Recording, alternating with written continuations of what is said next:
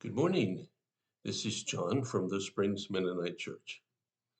And I'm here today. Here we are in the second week of this new year. And I want to spend 2 weeks talking about David. Now, David was an interesting character. A lot of things we can learn from his life and his actions. He wasn't always the greatest. Sometimes he was pretty conniving, scheming. But yet he became what the Bible calls the greatest king in all of the history of Israel.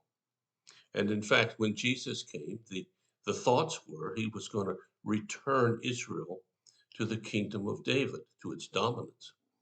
And of course, that didn't happen, and that made a lot of people angry. But instead of going into that direction, let's just talk about David. So I want to start in 1 Samuel chapter 16. Now, this is the first time we hear about this. We do know in previous chapters that God had rejected Saul as king. Saul had not done what God wanted him to do. And as a result, God rejected his kingship. So here comes Samuel the prophet. He's on a mission. And the mission is to find who the new king is going to be. That brings us to the first verse of chapter 16. Now the Lord said to Samuel, "You have mourned long enough for Saul. I have rejected him as king of Israel. So fill your flask with olive oil and go to Bethlehem. Find a man named Jesse who lives there, for I have selected one of his sons to be my king." But Samuel asked, "How can I do that? If Saul hears about it, he will kill me." Well, let's stop there for a second. Saul is still king, and he's a powerful king. And Samuel knows that. But in the midst of that power, God rejects it. It's important to see here that sometimes that which seems to be unbreakable is breakable. Saul's power and control over the nation of Israel was absolute.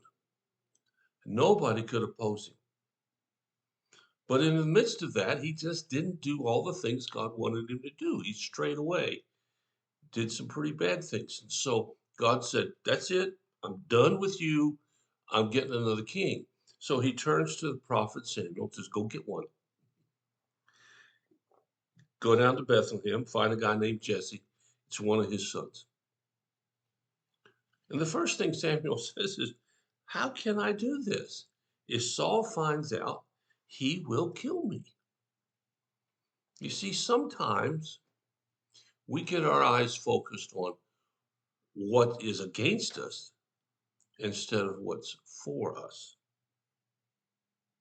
Sometimes we get too concerned about the circumstances and forget that there's a God who is above the circumstances.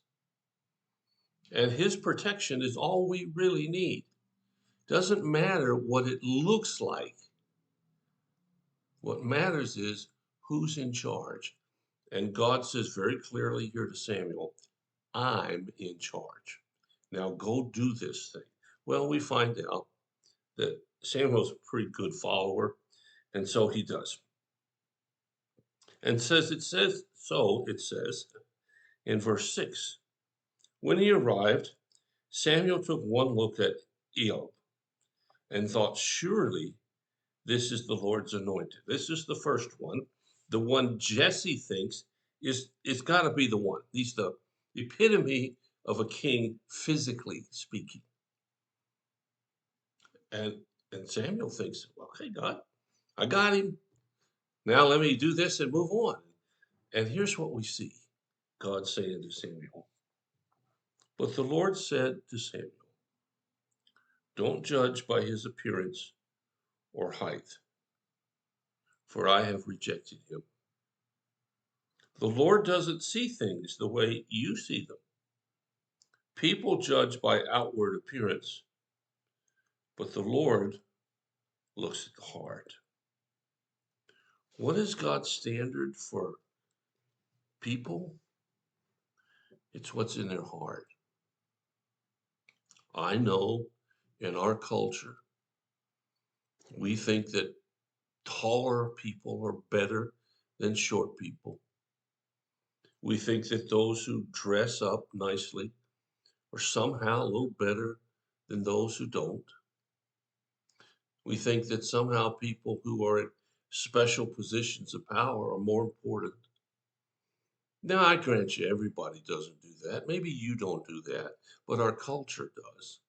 That's why at the presidential debates, ever since Jimmy Carter, who was a very short man, and Ronald Reagan was a tall man, they have made the podiums for the contestants to move up and down so that when you're looking on the screen, their heads are at the same place. You think they're the same size, but they're not. We just judge people based on what we see. I hope you don't do that. And if you have done it, well, I hope you stop doing it. But that's not how God judges. It says here, I don't look at their appearance. I look at their heart. Who are they really? You see, what really matters in life is who you are. I'll say on the inside, but what your character is. It's not what you do. It's not how much money you have. It's not how much influence you have. You know, YouTube, you get all these folks that are called influencers, YouTube influencer, internet influencers. And I guess if you get really good at it, you make a lot of money. But an awful lot of those influencers don't live very long. It's not a very satisfying life. The only thing that matters in life is what your heart is. Who are you really? So the story goes on. Each of Jesse's six sons come through. So it's the same way all of Jesse's sons were presented to Samuel. This is verse 10. But Samuel said to Jesse, the Lord has not chosen any of these. Are these all the sons you have? And Jesse replied, well, they're still the youngest. He's out in the field watching the sheep and the goats. And Samuel said, send for him at once. We will not sit down and eat until he arrives. So Jesse sent for him. It says he was dark and handsome with beautiful eyes. And the Lord said to Samuel, this is the one. Samuel's going through the whole list and he's not getting any progress. He's not finding God's man. And then finally he gets to the last kid and says, is this all you kids? Jesse says, no, I got one more, but he's just a scrawny little guy out in the field. Samuel says, well, go bring him in. I know it's one of your kids. It's not one of these that I've looked at. It's got to be this last guy.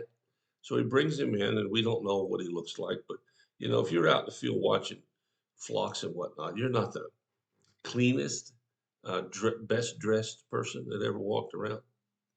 So he comes in, and it says that he's dark and handsome and has beautiful eyes. Now, that would sound like he's looking on the outside, but he isn't. God knows David on the inside. And so he says to Samuel, this is the one. You see, God looks at you on the inside. That's what matters. I don't know what's on your inside, but God does. And I would encourage you today, during this next year, to really work hard on being God's person on the inside so it shows up on the outside. Well, thanks for listening. If you have a need or concern, let me know. We'll do whatever we can as fast as we can to help meet your need. Take care of yourself. I'll be back tomorrow and continue this discussion.